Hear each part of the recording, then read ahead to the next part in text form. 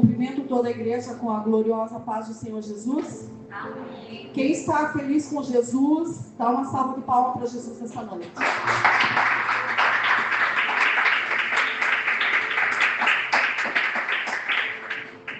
Glória, glória a Deus. Ele é digno de toda honra, de toda glória. Louvado seja o nome do nosso Senhor e Salvador, Jesus Cristo. O tema da palavra de hoje é: por que você está triste? Você está triste por algo, por alguma coisa? Por que você está triste hoje? O Senhor vai falar com você hoje nessa noite. A palavra que eu vou trazer é uma palavra bem conhecida e se encontra em Lucas 24, 13. Os dois discípulos no caminho de Emaús. Dois discípulos que andavam com Jesus, que estavam com Ele. E como a irmã Flavinha cantou ali, o nosso Jesus, Ele morreu, mas Ele, como um leão, ressuscitou. E está no nosso meio nessa noite. Amém.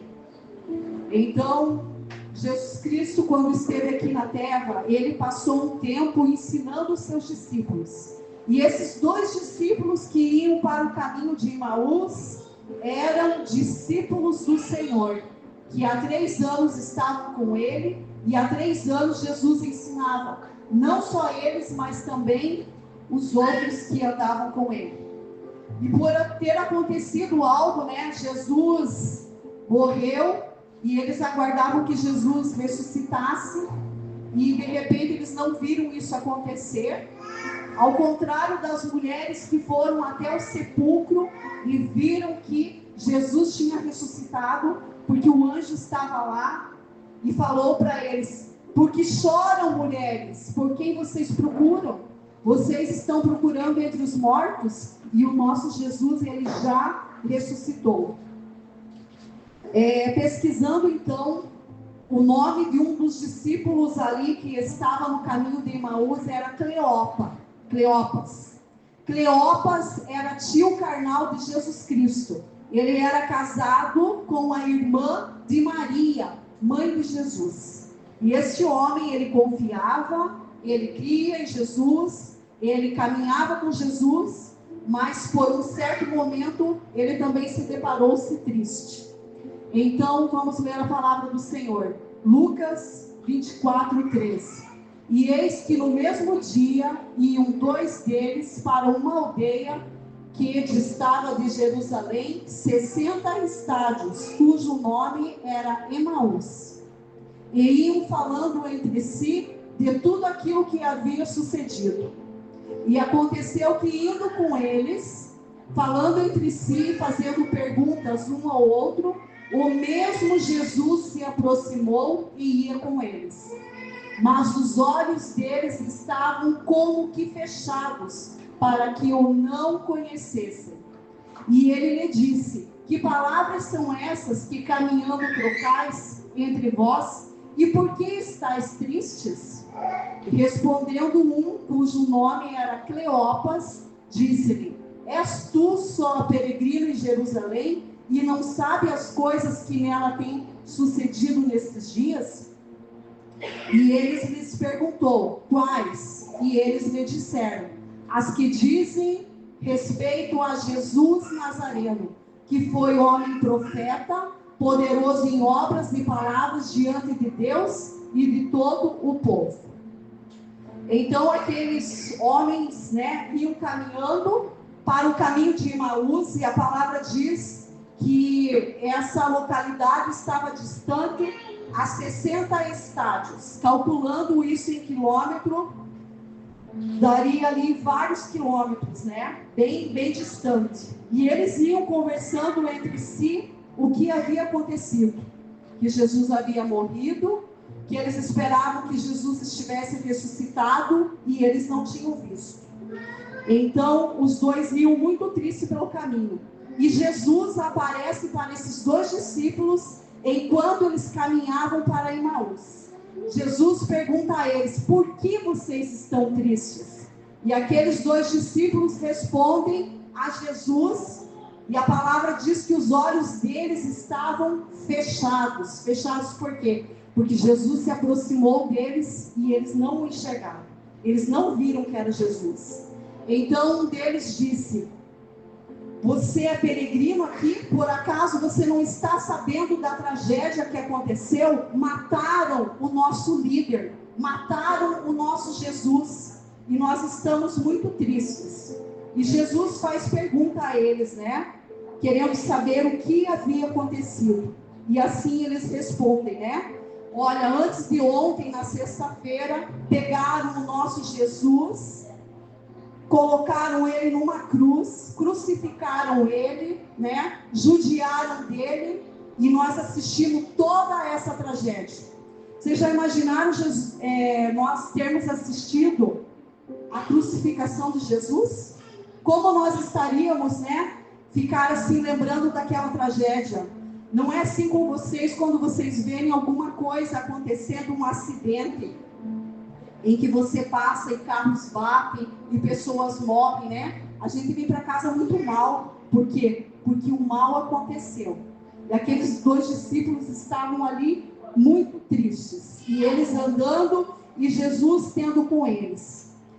E Jesus, naquele momento, ele não tinha saído de um salão de beleza, igreja. Ele estava machucado ainda, com aquelas coisas de tortura na vida dele, o rosto dele, o corpo dele. Eles não conheceram Jesus, porque, como eu disse, Jesus não tinha saído de um salão de beleza. Ele tinha levantado do sepulcro, igreja. A cabeça dele provavelmente estava inchada, o corpo dolorido, né? Quem já assistiu luta de MMA, vocês viram como é que ficam os boxeadores? Levam semanas para voltar ao normal, né? A cara incha, o nariz incha, a orelha, eles ficam todos marcados, leva dias. Então, provavelmente, Jesus, assim, não estava numa boa forma, né? Porque ele havia levantado do sepulcro. Então, Jesus vai conversando com eles, né? E Jesus está ali e eles nem percebem. Então, 60 estádios correspondem a 11 quilômetros. 11 quilômetros eles fariam a pé, conversando, né? E um contando para o outro: puxa, ó, Jesus esteve no nosso meio, ele foi excelente, ele nos ensinou muitas coisas, ele curou, ele expulsou demônios, ele estava no meio de nós, ele foi uma pessoa justa, ele nunca mentiu, ele nunca falou palavrão, somente o bem estava na vida dele. E eles pensando assim: puxa, se ele tinha todo o poder, por que ele aceitou morrer na cruz? Por que ele não revidou? Porque ele foi calado, né? Como nós ouvimos ali no hino, que quem prestou atenção na letra do hino da Flavinha, falou que Jesus foi como um cordeiro mudo. Ele não se reclamou de nada, porque convinha que ele padecesse por todos aqueles que criam nele e por nós que estamos aqui nesta noite, né? Glória a Deus por termos Jesus na nossa vida. Eu sou grata ao Senhor por muitas bênçãos e por muito que Ele tem feito, né? Pelos pequenos milagres, pelas grandes coisas. Já o fato de nós acordarmos, né? Tomarmos água, falar, trabalhar, comer, respirar. Essas pequenas coisas Deus se faz presente na nossa vida, né? O nosso emprego, a nossa família, a nossa casa, né? Os nossos bens materiais, o nosso lugar aqui na igreja, a nossa cadeira ali reservada para mim e para você, igreja. Que privilégio ter isso, né? Que privilégio termos esse lugar para adorar ao Senhor. E tudo isso foi porque Jesus levou sobre si as nossas enfermidades, as nossas frustrações, os nossos pecados e todos os nossos medos. Então, aqueles 2 discípulos caminhando para o caminho de Emaús, eles estavam falando da tragédia que tinha acontecido com Jesus Cristo. E eles não pararam de falar isso. E Jesus, percebendo que eles estavam ali, foi ter com eles, né? E perguntou a eles. Então, um deles diz assim: então você não sabe o que aconteceu com Jesus, o Nazareno? Olha só a igreja, né? 2 pessoas que conviveram com Jesus e ainda chamam de Jesus o Nazareno. Jesus não é mais um Nazareno, igreja. Ele é o forte, ele é o todo-poderoso. É ele que tem a chave da vida e da morte. Ele tem a chave do inferno. Ele é poderoso para fazer tudo. Então aqueles 2 discípulos estavam ali como 2 alunos, né? E o Senhor Jesus queria preparar eles para pregar a palavra do Senhor. Eles estavam ali desmotivados, né? Muito tristes, e Jesus se aproxima e conversa com eles. Jesus, conversando com eles, percebeu que eles já não estavam mais crendo nas coisas que ele falou, né? Que ele precisava morrer, que ele precisava levar os nossos pecados e ter aquela morte triste de cruz. Então o que aconteceu? Jesus foi falando para eles das Escrituras. Jesus foi abrindo as Escrituras e eles não perceberam que era Jesus que estava com eles falando ali.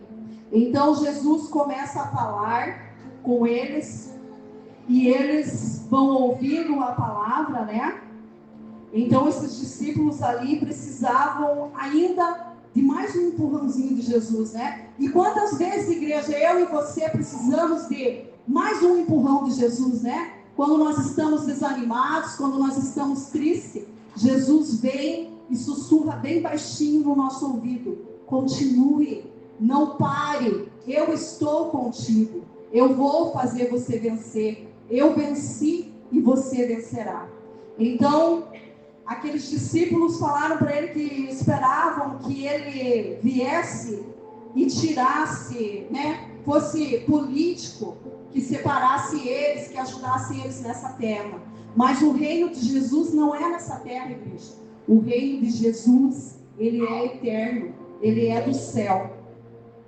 Então aqueles pregadores ali começam a ver Jesus Cristo e parece que, sabe, igreja, quando o pregador e a pregadora não lê essa palavra e não crê no que está escrito aqui, fica bem complicado.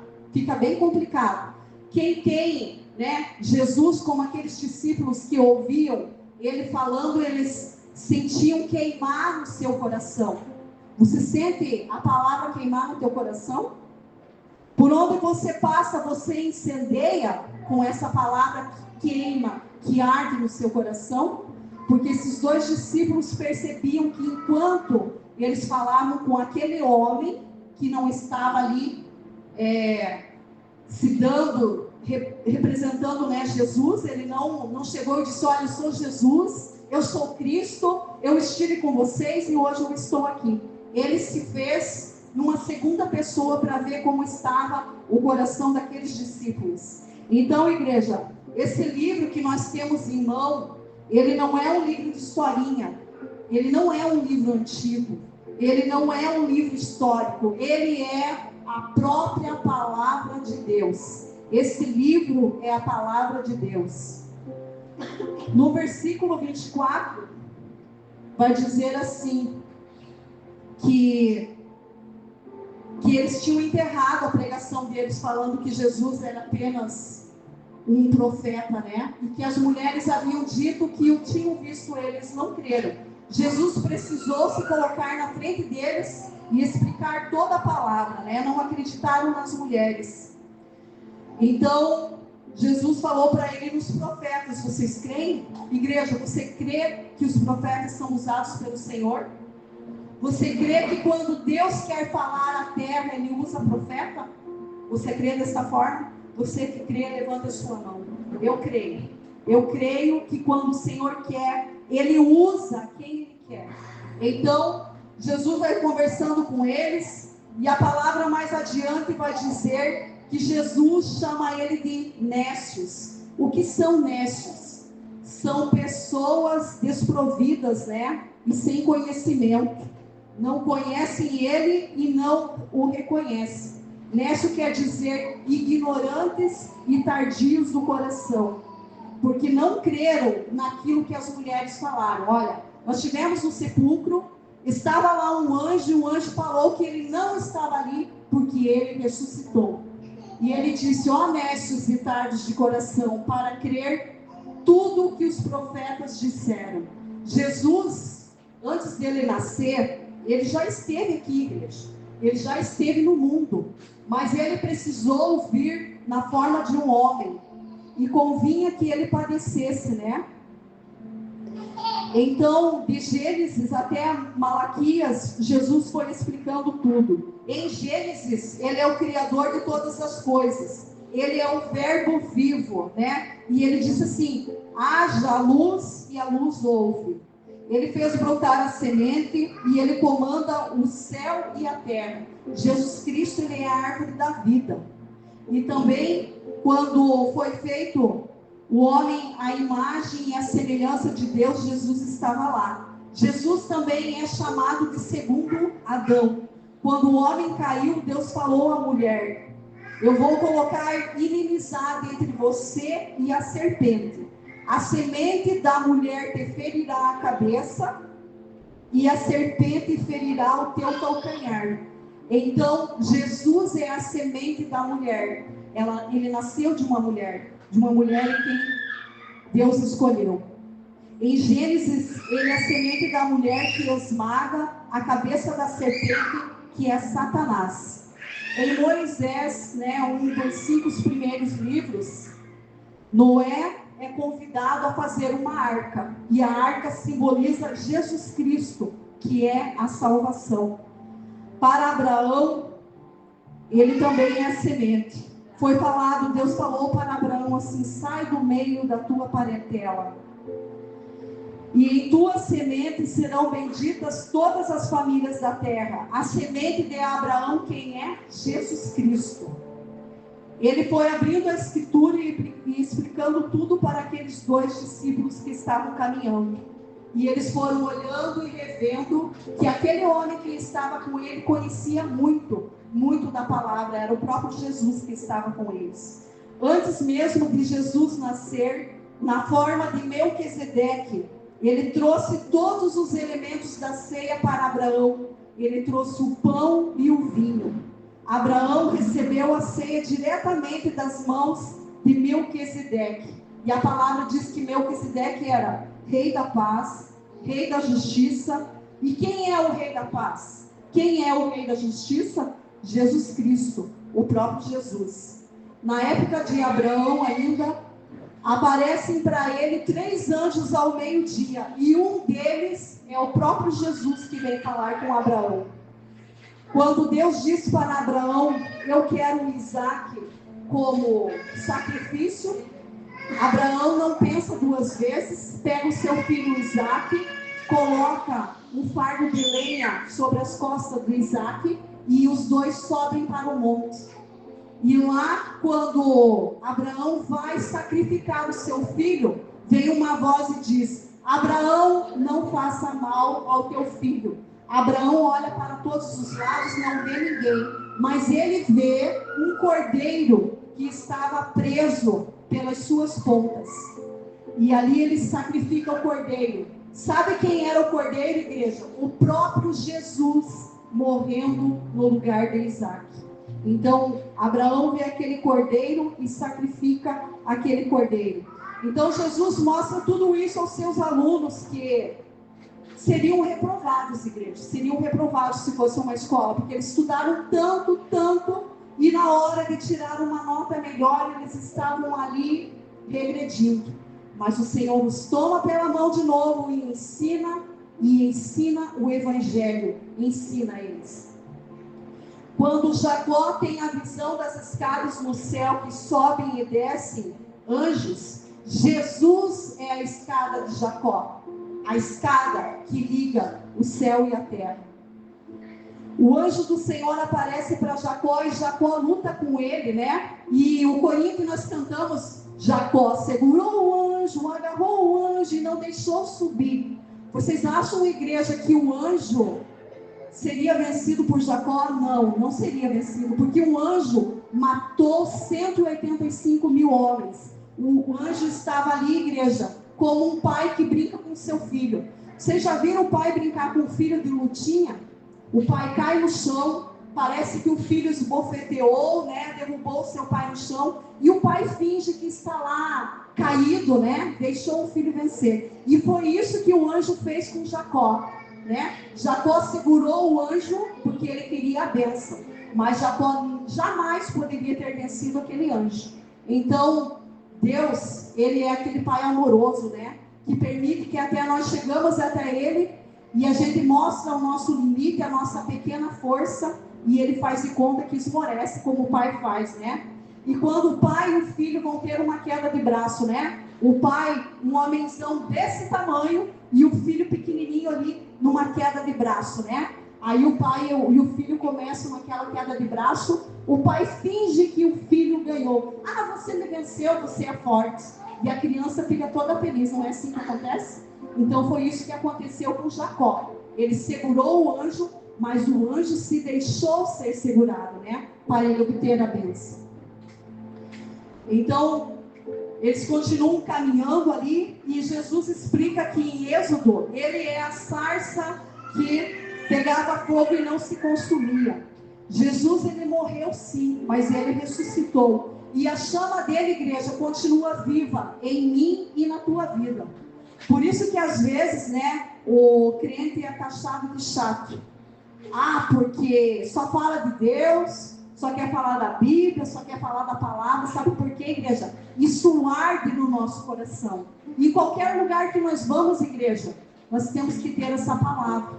Porque o verdadeiro pregador e pregadora não precisa subir aqui no púlpito para pregar a palavra. Pode pregar no supermercado, pode pregar a palavra de Deus na escola, na faculdade, no trabalho, pode pregar no posto de saúde, pode pregar em qualquer lugar, igreja. Onde ele estiver, ele vai arder, porque a chama de Cristo arde em nosso meio. Você crê nessa palavra? A chama de Jesus Cristo arde no teu coração, assim como ardeu para aqueles discípulos que estavam indo para Emaús.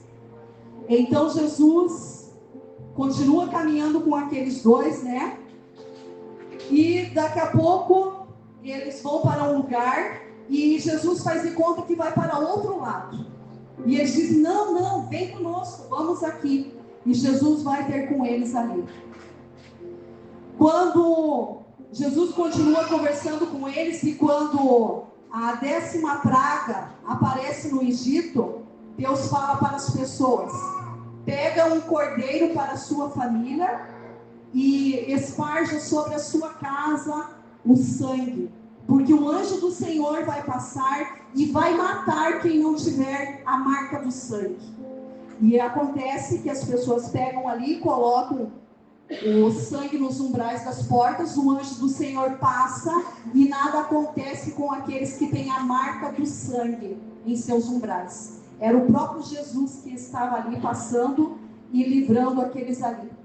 A palavra ainda diz que Jesus fala a eles que ele é a coluna de nuvem de dia e a coluna de fogo à noite que aquece. Ele é o maná no deserto que sustentou o povo.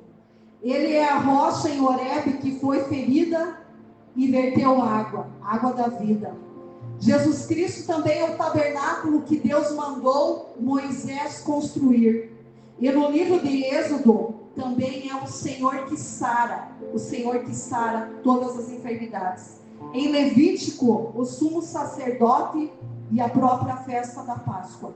Em Números, Jesus Cristo é comparado à serpente que mandaram Moisés erguer, que quem olhasse para aquela serpente viveria e quem não olhasse morreria. E Jesus disse que assim como a serpente foi levantada por Moisés, o Filho do Homem também seria erguido, para que todo aquele que nele crê e olhar para ele tenha vida e tenha vida com abundância. Então Jesus foi erguido, né? E passou ali por essa morte de cruz. Jesus morreu e uma lança foi transpassada a ele.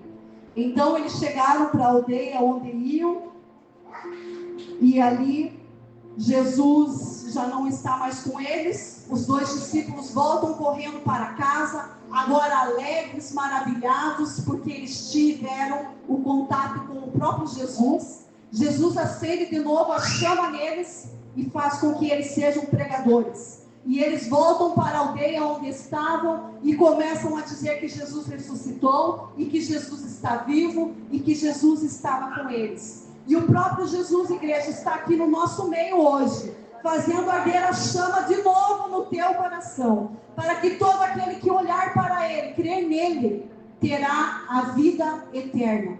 Foi isso que Jesus prometeu para nós, a vida eterna, igreja. Então não fique iludido com conversas aí fora, com pessoas que chegam e não trazem a verdadeira palavra do Senhor. Então, aqueles 2 discípulos voltaram para o seu povo, anunciaram Jesus, pregaram Jesus para a remissão dos pecados. E Jesus aparece de novo numa sala para eles. Jesus aparece ali e fala com eles e mostra para aquele povo as marcas nas mãos que ele tinha da crucificação.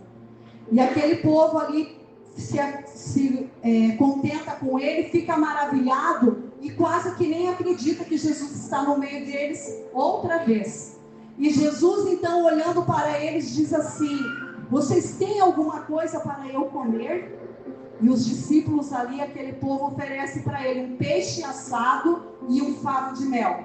Igreja, tem religiões pregando aí fora que Jesus é só um espírito, que Deus tem guardado o cadáver de Jesus e que quando Deus resolver vir até a terra, vai mostrar o cadáver de Jesus. Não, igreja, está tudo errado. Não é assim a palavra. O nosso Jesus, ele vive. Ele veio no meio do povo ali e ele se alimentou, né? Ele se alegrou, ele comeu peixe, ele comeu aquele favo de mel. Eu pergunto para você, igreja, espírito pode comer alguma coisa? Quantas vezes nós vemos nas encruzilhadas, né? Galinha preta e uísque e um monte de coisa. Os espíritos não comem nada, igreja. Eles não têm paladar como nós temos. E o nosso Jesus ali desfrutou daquele peixe e daquele favo de mel. E ele mostrou ainda as marcas que ele tinha nas mãos. Então, Jesus ficou maravilhado porque ele preparou todos aqueles discípulos para que hoje a palavra chegasse até a mim e até a você para a remissão dos pecados. Em Isaías 9:6, a palavra vai dizer assim, que um menino nos deu, porque um menino nos nasceu, um filho se nos deu, e o principado está sobre seus ombros, e o seu nome será maravilhoso, conselheiro, Deus forte, Pai da eternidade e príncipe da paz. Esse Jesus está no nosso meio hoje, igreja. E ele faz com que eu e você se levante todos os dias com gratidão ao Senhor. Gratidão por ter amanhecido o dia, né? Porque o Senhor fez dia e o Senhor fez noite. O Senhor fez chuva. O Senhor faz brotar a semente da terra. O Senhor nos dá alimento, né? O Senhor alimenta todos os animais da terra. Todos. Nenhum tem falta de nada. E nós, igreja, que somos a imagem e semelhança do Senhor, eu costumo dizer que se nós somos maus, sabemos dar coisas boas para os nossos filhos, quanto mais o nosso Deus, né? Lá em Daniel, no livro de Daniel, a palavra vai nos dizer que o quarto homem que estava na fornalha, quem era? O próprio Jesus Cristo, andando com aqueles jovens na fornalha. Então, igreja, eu não tenho outro tema para pregar a não ser salvação. Tudo é maravilhoso, né? Expulsar demônios, orar por cura, né? Por libertação, tudo isso é maravilhoso. Mas maravilhoso é pregarmos a salvação em Jesus Cristo, que Ele morreu e ressuscitou, e Ele está vivo. E Ele quer que eu e você estejamos lá onde Ele está, porque Ele foi para o céu e Ele preparou para nós morada. E um dia Ele vem buscar o seu povo. Então que eu e você, igreja, estejamos assim ardentes, como aqueles discípulos que ouviam a palavra do Senhor e eles sentiam que o coração deles queimava, porque o próprio Jesus estava com eles, né? Então Jesus nesta noite está aqui para fortalecer, para reativar o ânimo, né? Mais uma injeção de ânimo no povo, que caminhe e marche, porque o que Deus tem preparado é maravilhoso, É maravilhoso o que Deus tem para mim e para você. Então, independente daquilo que você vive hoje, se você vive uma enfermidade, se você tem problema financeiro, se é algo que você procura para Deus, creia que no tempo certo Ele vai fazer. Porque enquanto você adora ao Senhor, o céu se move ao teu favor. E eu creio que nesta noite nós adoramos o Senhor e o céu está se movendo ao nosso favor. Aleluia! E as palmas são para Jesus.